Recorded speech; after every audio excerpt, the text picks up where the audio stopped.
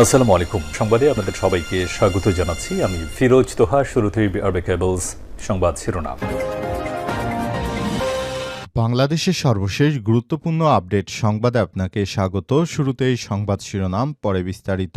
প্রথমেই জানাবো আমাদের হাতে থাকা সর্বশেষ গুরুত্বপূর্ণ সবথেকে তাজা আপডেট সংবাদ। জিয়াউর রহমানের কবরের পাশে দাফন করা হবে খালেদা জিয়াকে, বললেন সালাউদ্দিন আহমেদ। বিএনপি চেয়ারপারসন ও সাবেক প্রধানমন্ত্রী খালেদা জিয়াকে রাজধানীর শেরেবাংলা নগরে জিয়া উদ্যানে তার স্বামী এবং সাবেক রাষ্ট্রপতি জিয়াউর রহমানের কবরের পাশে দাফন করা হতে পারে বলে জানিয়েছে দলটির স্থায়ী কমিটির সদস্য সালাউদ্দিন আহমেদ। আজ গণমাধ্যমকে তিনি এসব কথা জানান। সালাউদ্দিন বলেছেন, খালেদা জিয়ার জানাজা বুধবার ৩১শে ডিসেম্বর বাদ জোহর রাজধানীর মানিক মিয়া অ্যাভিনিউতে অনুষ্ঠিত হতে পারে। খালেদা জিয়ার জানাজা ও দাফনের বিষয়ে অন্তর্বর্তীকালীন সরকারের সঙ্গে বিএনপি যোগাযোগের চেষ্টা করছে বলে জানিয়েছেন তিনি।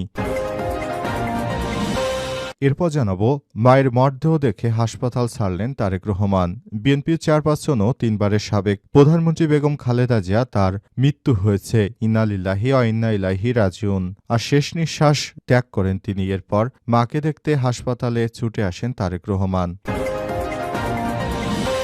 এদিকে আগামীকাল বুধবার সাধারণ ছুটি ঘোষণা। বিএনপি চেয়ারপারসন ও সাবেক প্রধানমন্ত্রী বেগম খালেদা জিয়ার মৃত্যুতে বুধবার ৩১শে ডিসেম্বর সারা দেশে সাধারণ ছুটি ঘোষণা করেছেন প্রধান উপদেষ্টা ড মোহাম্মদ ইউনূস। আজ দুপুর ১২টায় জাতির উদ্দেশ্যে ভাষণে তিনি এই ঘোষণা দেন।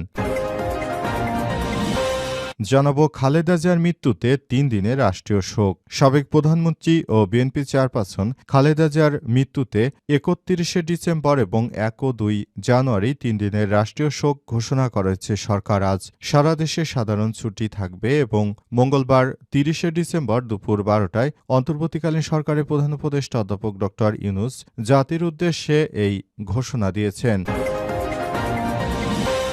এবং সর্বশেষ জানাবো, ভারত বাংলাদেশ সম্পর্কের ক্ষেত্রে খালেদা জিয়ার অবদান সর্বদা স্মরণ করা হবে, বললেন মোদি।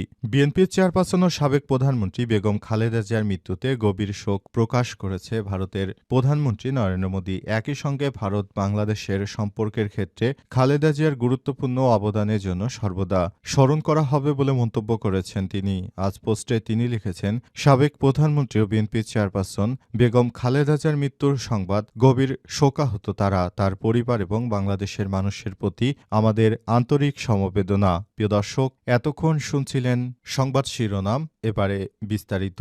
তবে তার আগে বন্ধুরা, অনুরোধ থাকবে এই সংবাদটিতে একটি লাইক দিন। এই চ্যানেলে আপনি নতুন হয়ে থাকলে আমাদের